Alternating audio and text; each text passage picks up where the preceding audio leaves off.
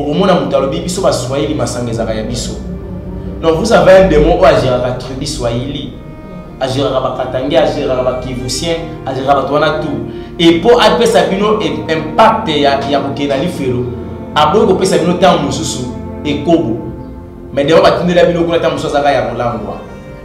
Au moins les côtés qu'on a habité moi ça la kindumba na sipelisa nzoto. Donc pour na bango le péché il y a écobo et ça c'est normal. Alors je demanderai à tout chrétien, à toute chrétienne ici ka bizwamio, ce comment na kati ya etombo yozo sambela. Na temps actuel, na 2019 oyo, bazote ya le péché té, bazote ya la repentance té, ba fande yo na lien, na destruction, ba yebisi yo que il faut s'aimer pour oser la prospérer, yeba que baza ko distraire yo vers le monde de façon qui au compte felo.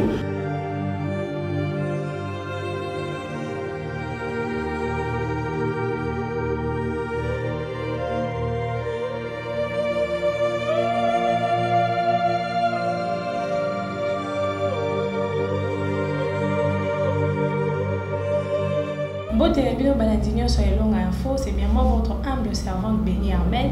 Et là on a plateau dans la zanga monti na zanga de quoi biso Elonga. Bonjour Elonga. Bonjour maman Béni.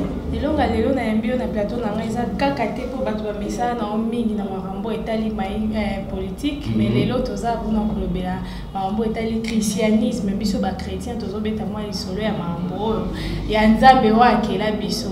Elonga si je na ngai lelo ezali toza en cas de mokili mambozo ça les mambozo belé donc ils a juste un cas pour nous éclaircir que ba moi amitié par rapport à mamboya spiritualité donc il y a un moment lelo na vidéo na plateau na biso dans un triflaté nango comment on a que beningai cette fois-ci pas pour étant journaliste politique mais le kola moko ya basali ya nzambe na kati na ngolo na yebi que ça fait partie à surprise monnaie la bande ko ba yebinga mambo etali politique. On a défendu Mamboka et depuis quand? Donc c'est un peu ça, je pense que pour l'émotion de Bisso, partage à moi vous allez quand même bien. Ma question est belle. Mais nous allons voir bref qu'on a tant na biso pour na bonne caméraman à quatre émissions à mon côté. Est-ce que après la mort, vie pour sous oui, après la mort, il y a une grande vie d'ailleurs, une vie longtemps. Ils appellent vieux parce que vivre la chose sur la terre, n'engue to botamaki et ti to ngeno ko fato soki to tamboli moulay c'est que ça 20 ans. N'engue nzambalo baki, mais après la mort, vieux ezobanda ele ekoleka moulay parce que to kedena éternité. Donc moi j'en trouve que après la mort il y a une vie. Pour la bande ko ba yebité, bande ko ba ignoraka. Donc rende ko mo lobi ah bisika peut okende to yebite nga boza na raison parce que oyebi peut donner les autres tracés bisika okende ndenge batamayele balobaka na le côté français que demain ça se prépare aujourd'hui. Donc même lobby na yo na lieu où il faut kende faut bongisa yango sur la terre. Okobongisa yango sur la terre comment? Na passage na yo sur la terre. Pourquoi est-ce que nous sommes passés sur la terre? C'est parce que Dieu nous avait confié une mission sur la terre. La mission ya mutu na mutu ezali. Je prends l'exemple dans Katsa Makomi. Au monde qui Adam et Ève dans le domaine de mariage. Au monde Adam et Ève, Nzambe a salaki bango grâce. Baza na Katsa Nibal. Mais bazaki na mission pour remplir la terre et multipliez-vous. Leur mission. Et tant Nzambe a kocha Noé na mwasi na ye après avoir délige, avec qui même mission après ça qu'Adam et Ève après ça qui Noé a multiplié la terre, remplissez la terre. Vous comprenez? Mais c'est pas la même mission après ça qui Abraham na Sarah. Abraham na Sarah bazaki na mission pour misali bota oh le Messie ko yele là. Comprenez? Donc chacune de personnes a la mission sur la terre. Et ce qui mission wana eko qui sami dans le bon, aucun lieu de repos, peut causer aux autres là momentanément, ou ba na kokota na kati ya paradis, bisika oyo tata na bon moyi, mokolo mokili. Moto apesa mai pema afandaka o keneko ya mba na kimia na banjelu na basantu, mais ce qui est sali était okufi na kati ya masomu, aucun momentanément na lieu de tourment, aucun ko bandela ko ye ko la lifero ya moite okota lifero. Dès que je reviens le maman ya moto ya makasi na moni obimisi lieu de repos lieu de tourment lobe ya bato bazolanda na tv ba lieu de repos ezani lieu de repos lieu de tourment to ka ngo mingi ah moto so akufi okenda lieu de repos comment net si j'ai moi boy mais nga ebi question to kufi to ba place to kenda te éclaircir biso mo. Maton nomini madame pour na mituna kitoko zali kotuna ba imboka bazwa penza mwa boyebi na makambo tali bonzambe to pe spiritualité nengolo baki tokolo baboye soki mutu akufi to lo bakani pe à son âme to se ba muli mone pe manakimia ke pe manakimia wapi wapi okomona tali wa ya koluna ba tie photo na ya munene ba komi que ton âme se repose en paix. Ya bomaka bato azukisa ka bato makila ba innocent ganga vengeance vengeance c'est ça l'ennemi pe bozo tchola na bokomela que ton âme repose en paix. Non, lieu de repos ezali esika molimo ya moto kenda ko pema otamboli sur la terre okutala kina mikakata mebele satana bundisa ki na lolenge nyonso bale ya famille telemaki banzala ya mokili ba guerre ba souci ba stress. Mais au tikala kingui na koto sanzambe na ko respecter maloba nzambe et puis ko mettre yango en pratique. Et voilà pourquoi ceux qui motowana a koufité a longwe sur la terre atiki nzoto ya bomoto akendaka na lieu de repos akei ko pemisa molimo na ye. Mais lieu de tourment ezali que sur la terre tu n'as pas respecté la parole de Dieu, tu n'avais pas observé, médité, mettre en pratique la parole de l'Éternel, le côté qui a désobéissance et le ton esprit là, ce qui le loue dans zoto, au qui te fait canaliser les tourments, esprit de que c'est que vous allez tourmenter, n'a pas bénion sur oyo salaki, n'a pas désobéissance nion sur oyo salaki sur la terre. Donc ceux qui m'ont confié à Kendaka bisika libale, ceux qui lui est de repoter lieu de tourment, en entendant l'eau là, topé les feux. Merci beaucoup pour la réponse d'ailleurs. Est-ce qu'il existe combien de sortes de mondes pour éviter combien de mondes pour les arabes au lieu de repos, lieu de tourment, en fait au deuxième monde. Au deuxième monde. Donc monde en haut existe combien de Oui, le monde invisible existe. Mais que homme spirituel va contredire raté. Quand je dis les hommes spirituels, n'a pas magicien. Batassant ce culte, n'a pas chrétien, il y a un monde spirituel, bah pour contredire on raté. Nzambe na biso azali ce qu'on appelle l'omniprésent, il est partout. Et si quelqu'un se trouve la kolon à Rosala. Voilà, il est avec nous ici parce qu'on parle de lui. Amen. Notre Jésus-Christ. Le Seigneur est avec nous. Normalement, on va sourire. Mais ça, normalement, on a calémélé, mais l'hôpital a calémélé, mais pas si l'équipe a obéi à Christ à sa personne.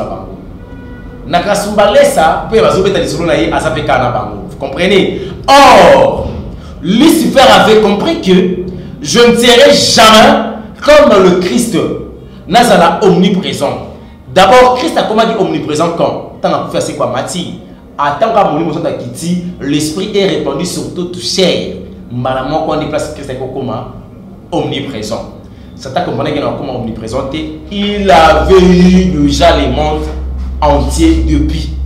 Baba qui est sur la terre. Basus bakoya ki na zamba, basus bakoya ki na mai, basus bakama ki na mipepe, basus bakoya ka na mokili, basus batikala ki na ba cimetière. Est-ce qu'il va créer un monde satanique au monde avec monde à cimetière, même un monde chromanium? Parce que Satan en a 5 mondes où il est utilisé. Monde chromanium, monde kabbalistique, monde du pestifera, monde pandaminium, na monde cosmique. Monde chromanium, ils ont qui doka cimetière, bah ils ont ça la nécromancie, monde pandaminium qui doka lieu public. Les musiciens musiciens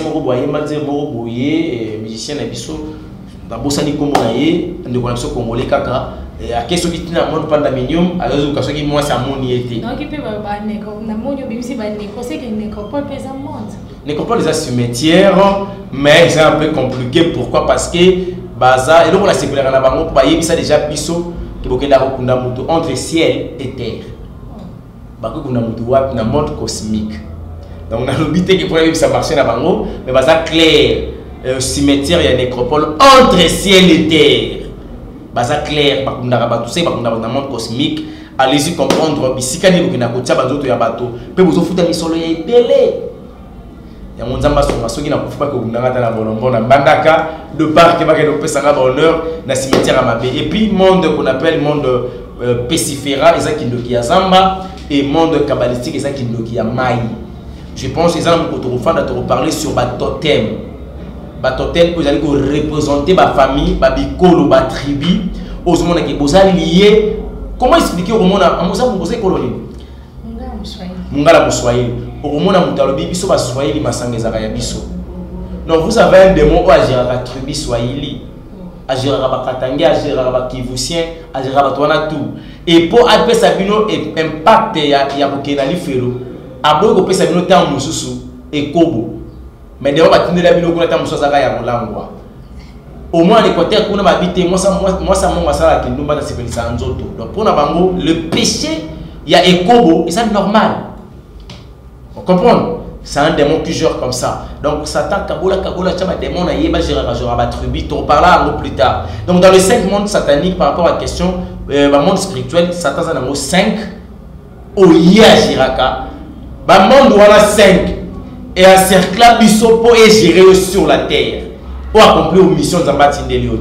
Et dans le monde cosmique, il y a ce qu'on appelle la planète au temps dans la classe. Je pense à la géographie. Hein? La planète Terre, Jupiter, Vénus, ce sont de Dieu. Parabanzambe. Oh, bon, moi, éviter de battre Dieu soleil. Dieu soleil, non, non, ce sont des réalités. Bah, mon a un résultat positif. Quelle est l'église catholique, Moko, culte à l'ennemi. Sans vous parler de c'est la jaune, que nous tout pourquoi. Mais maintenant, vous avez coopéré avec un ange aussi longtemps pour le centre. Est-ce que l'ange a un zam? Voilà. Et mais tout les belé na mambozo lobo. Donc 5 wana et puis si déjà ba 6G donc tant exemple qui mais je pense que tu as lobé là. Bon, une question en Jésus n'est pas pour bino non comprendre et comme ça non on va discuter ngana ma mwanzambe ngaza boy Jésus azaka prophète ba prophétie comme les bébés c'est Jésus azaka mage prophète tu n'es pas monsieur na tuna bien Jésus azaka mona Bézéboul donc oui c'est normal même il Christ écoute sur la terre à tout n'a disciple parce qu'il savait comment est-ce que les autres réfléchissaient et comment est-ce que les autres raisonnaient. On a utilisé des expressions compliquées, réfléchir et puis raisonner. Non, on va plus tard. Tant que tu as une question, on a dit que tu as dit Eli, tu as dit Mose, tu as dit Moko pour la kala zongi. Et bon, on a bino. Nazanani. Mais tu n'as pas passé 6 mois que tu as dit non. Toi, tu es le fils de Dieu, le Messie. Alors, ce n'est pas ni le sang, ni la chair qui t'ont révélé cela, mais c'est mon Père qui est dans les cieux qui t'ont révélé. Et puis après, c'est clair, il y a changé comment. Alors, puis je te le dis que tu es Pierre. Sur cette roche, je bâtirai mon église, afin que la porte des séjours des morts ne profonde pas contre elle. Il savait de quoi il parlait. Jésus savait de quoi il parlait. Jésus-Christ, c'est un Dieu. Le Dieu réel, le Dieu de la vie, le créateur il y a des colonnes assez. Je prends un exemple. C'est une question de expression que dans la Bible, dans la Genèse, Dieu a dit créons l'homme à notre image. Créons ces amours, n'a pluriel. N'a la tosala. Alors, que je fais l'homme à mon image. Créons tout ça. Créons l'homme à notre image, à notre ressemblance. Dieu parlait de sa Trinité. Que je suis le Père, le Fils et le Saint-Esprit.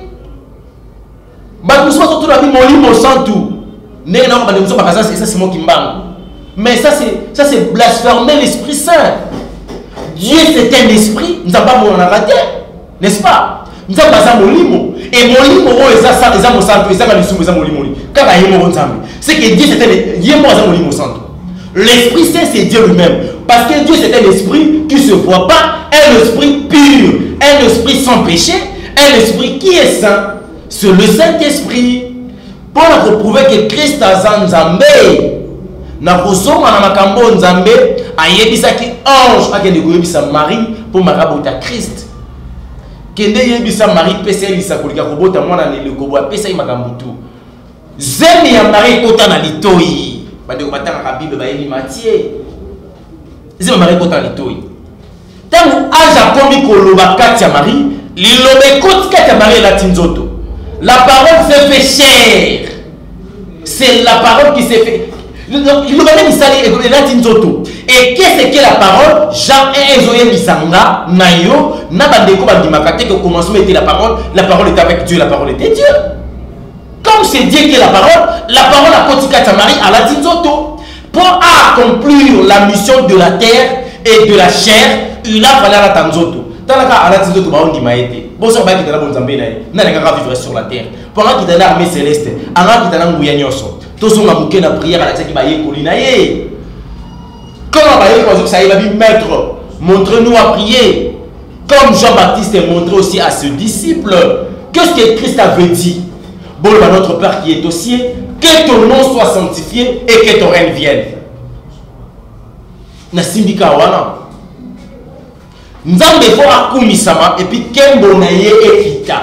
Nkembo ya Nzambe ekita ka déjà et pas ya Marie, mokolo le bekota ka kati na ye. Ya moment je sais que Marie, la grâce de Dieu est sur toi. Azungoni. Les gens ne comprennent pas que Jésus-Christ, le Maître suprême, c'est notre Dieu. Nul ne verra le Père s'il n'est pas passé par moi. Au monde, tata te nanzela ye. Yende muto sala ke to mona tata.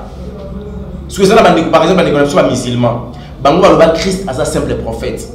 Parce que comparer prophète Muhammad Mahomet, nengi moko na Jésus-Christ.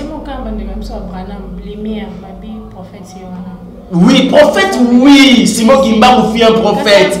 William Branham fit un prophète. Nous n'avons pas combien de ministère prophétique. Mais comment ça c'est un péché. On risque pas qu'il y ait enfer. William Branham wana azana lié de pas kota lolati. Azos de la Christ azon a pour passer quoi qu'il est dans l'enlèvement. Même vous venez la Simon Kimbangu Mvuluzi. D'ailleurs, Simon Kimbangu a été baptisé par les protestants. Kimbangu baptisé avec l'église. Mais aujourd'hui, au monde avec l'église Kimbangu, Jésus-Christ, en un mot, c'est un Dieu. Voilà, c'est lui le Messie, c'est lui le Christ. Merci, El Togo, que j'étais vraiment vers la fin. Est-ce que il y a une différence entre lieu de repos, lieu de tourment et enfer? Lieu de tourment et enfer, oui, une très belle question. Lieu de tourment, c'est le cas véranda et enfer. Enfer au Rosikamoto, c'est une condamnation. Quand il y a une loi, il y a aussi la pénalité ensuite. Dans ma définition, par exemple, le droit. Le droit est défini dans le délai. Définir le droit, mon législateur, mon juriste, le droit, c'est l'ensemble des règles qui poursuivent une sanction étatique. Ensemble, les règles, les principes, ils allaient poursuivre la sanction mon état. Donc, ceux qui ont beaucoup de faut pas sanctionner. Tant que vous avez sanctionné en fer. Car le salaire du péché, c'est la mort. Mort, on est une mort spirituelle et non mort physique. Dans les morts spirituelles, c'est que aucun qu'on vivre en enfer. Mais le coup en enfer est ouvert parce que vous avez fond en enfer. À boire comme en enfer, c'est le Lucifer, le diable. Bah vous boire en enfer, bah ça la mouiller. Alors, le coup en mouiller a inauguré en beauté. Mais un moment où tu as soumou paquet d'argent soumou, à coup faire des soumou fois qu'il y a lieu de repos, lieu de tourment, à qui déjà pour banda passe il y a l'ifélo, ailleurs a déjà son, il y a l'ifélo avant qu'il commence à l'ifélo. Donc enfer c'est un lieu, bon en fait c'est une prison éternelle. Tu es là dans la prison éternelle, au quotidien là au bimakate, passe au quotidien là kate, mawanza beko yakate, au kozo rappel grâce té. Yango nazo lancer appel na bandeko bazana bon moi. Il y a une personne qu'on appelle les sélectionneurs des vivants, Jésus-Christ. Na 19h alléluia, na bato ba robota, na bato ba kokufa. Na 19h alléluia. Peut-être un gars peut choisi par bato kokufa. Peut-être pesayo. Comme on ne sait pas qu'à 19h, la mort sera là. La mort doit toquer dans nos familles, dans notre vie. C'est le bon moment pour recadrer vie la mission à Christ. Pourquoi? Parce que esquisse, na repentance, et ça qu'attend toujours paiement. Pour ceux qui ont fait, ce qui ne pas yanami. Sur auquel année de tourment, Satan ne compte en faire. Mais sur auquel année de repos, là où Basant va fandi. Et si papa allait moloto bazali, ba frère na biso ba ndeko nanga ebele, ya Basant ba pasteur Verno ba fandi. et sika oyo ba frère Guilhem Mizwa ba fandi je te dirais yeba ke ofandi na kimia parce que lobinango okomona mokeli na yo et le ba ya Marie Misam vraiment to comme na suka émission na biso ndeko elonga moi mot de la fin na ezali par rapport à mamonio sur totiko nzamba pambola yo mto ya mbinga ina émission ya kitoko boye kolo zo lokumu ba émission ya boyesa mingité les lomingi na niveau internet et ça va buzz chercher à faire de n'importe quoi pour l'accès à n'importe quoi pour la saluer ba image ba nzambe comme ba batuka kana kati ba makambu oyo ekotindi ka bato na di felo mais je dirais na lingomba na nzambe était bisika nyoso oyo kendaka ko sambela ndeko na ngai okokota lola te pour la vie de prière mais okokota lola pour la respect à parole en nzambe c'est l'obéissance mieux vaut l'obéissance que le sacrifice. Obéissance, l'obéissance de la parole de Dieu, c'est quoi? C'est éviter le péché, fuir le péché. Vous comprenez? Alors, je demanderai à tout chrétien, à toute chrétienne, ici, ce qu'on a et tombo yozo sambela. Na temps actuel, na 2019 oyo, bazote à le péché te, bazote à la repentance te, bafande liyo na lien, na destruction, ba yebisi yo que il faut s'aimer pour oser la prospérer, yeba ki baza ko distraire yo vers le monde de façon qui okotali felo. Parce que la prospérité, yeba yango eko uta na nzambe. Tel que tu es là, la personne qui est destinée à vivre, et ça nzambe na bomoy, et ça pasteur ti. Ce qu'on va ko ozona 20 heures, ozona 20 heures. Ce qu'on va ko ozona 4 heures, ozona 4 heures. Mais pour ouais la semer dans le yengete, pour oluka opambolama. Et là où opambola yo, et ça l'obéissance elle loba nzambe. Tant qu'on tika la sembo na poto sans nzambe, ndeko mwa loko na nzambe. Église bazote ya batu. Le péché te, bazote ya batu conséquence à l'isumuté, bazola qui sa batu la repentance te, et c'est que nzambe te, bosa la bobima, pambate bisika bozali, et ça li ba bato ya masuwa, oye kuma no ke neko tika na kati ya lieu de tourment. Nzambe apa mo ba ndeko so ba landingai, et na peut-être mon numéro de téléphone pe. Na magicien a dit que bo sepelité bo benganga, zaka dobi, il y aura série des émissions pour dénoncer makasi. Na pour dénoncer parce que na zala rapé moko ya bino, je fais 6 ans na magie. Pour ne pas peut-être te fondre ma mususu nzamba sala ki biso ngolu ngai ndeko na bino na bela rappeli boma je suis un fou vous pouvez imaginer benir mela ko yeba ni onanga moi si je étais un fou awa na matonge na kotaka pe fulu liboma mais Jésus-Christ de Nazareth au bien mutaka le longa la premier journaliste je suis là devant vous et vous allez apprécier nga bozo kana zolo avec une bonne conscience c'est qu'il y a une vie et pas Jésus-Christ donc sans Jésus il n'y a pas une vie. Donc je vous demanderai, vous allez toujours brancher dans l'émission à Bouye. Ah, on a Elonga Info, je pense que et peut permettre Bouye Balakoko la Lissousou, Namakamouna Nzambe, Tokanamana Nzambe, ceux qui restent dans son guité, ceux qui peuvent lui et surprendre, Bissoté, Tokomona Mbala Yassima. Numéro de téléphone, au Bétika plus 243 19 plus 243 90 19 88 979 plus 243 90 19 88 979 au Beningai évangéliste Elonga la vainqueur tu vas sur la peau makambo ezala bien Bill Kilombo je te salue parce que toi tu es mon frère derrière la caméra na ndenge penza bondima kina ya na plateau na bino na pesa pende konanga moi simbo tête je te salue au Drakabena nzama pambola yo. D'accord. Vraiment merci beaucoup Nabino Batbolandi biso na singa moko na ziba Charles ka ba Charles de coq hein. Je pense que ebangi ça peut mutoza ozo landa biso po omona mambo ezo sa mamokili. Moi qui mokili eza moké ko sa muninga mabete poso sa mabe oyebi te place ni to okende. To okende na lieu de tourment, so sa maboki na lieu de tourment, so sa malamu na lieu de repos. Il faut oyeba yango. En tout cas, merci beaucoup Nabino Batbolandi biso de partout, posa na Congo, na Brazzaville, na Angola, na Amérique. Donc na pesi bino bambote belé, botika la toujours branché na chaîne na bino bokoye ba robana kozwa ba évolution à mamonio. Déjà pour la première partie, eza ba suite nango ezali to ko inviter toujours de ko inviter longa batupé ba kozali belé ba koya ko assister na émission na biso. En tout cas, merci beaucoup de partout na pesi bino nyonso mbote Batbolandi ngai. Merci na maman Karine Panza. Merci na yo elonga mutozali na ngani na plateau. Merci na moi si ya kilo makasi. Na otanga kombo te pour ba tricher. Merci na yo Bill Guillaume mutozali na sima caméra. En tout cas, d'ici là portez-vous bien. Au revoir.